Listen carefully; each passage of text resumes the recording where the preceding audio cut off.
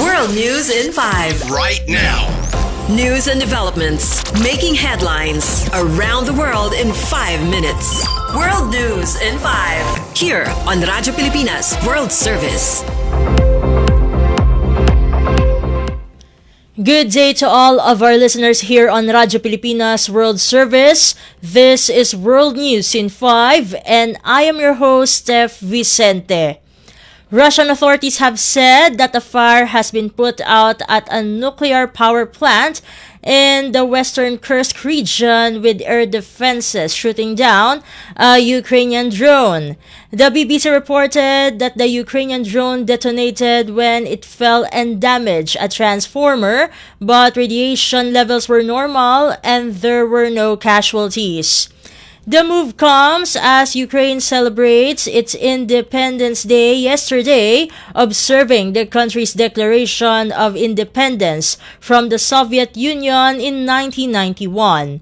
It is noted that the United Nations International Atomic Energy Agency, or IAEA, has repeatedly called on both Russia and Ukraine to show maximum restraint around nuclear facilities in the war.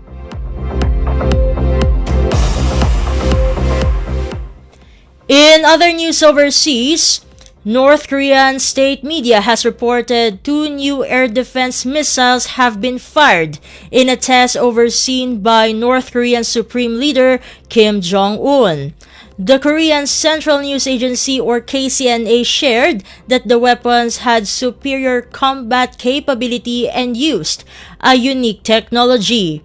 The launches are said to have proved that the technological features of 2 types of projectiles are very suitable for destroying various aerial targets, including drones and cruise missiles. The test comes hours after South Korea confirmed it fired warning shots last Tuesday at North Korean soldiers who briefly crossed the Demilitarized Zone, or DMZ, separating the countries. It is also noted that United States President Donald Trump is due to meet his South Korean counterpart Lee Jae-myung at a summit in Washington.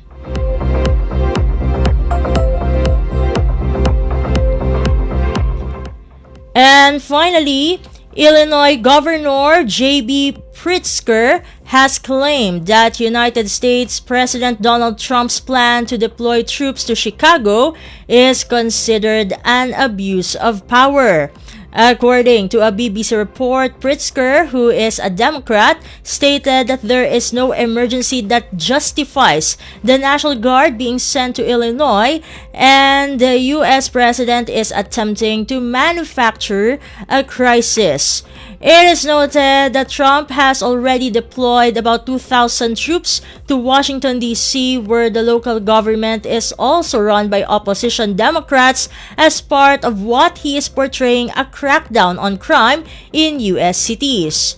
The U.S. President earlier said he would implement the policy in Chicago and New York, 2 other major Democrat-controlled cities. And that concludes today's edition of World News in 5 for Radyo Pilipinas World Service. This has been Steph Vicente. Good day and stay safe, everyone.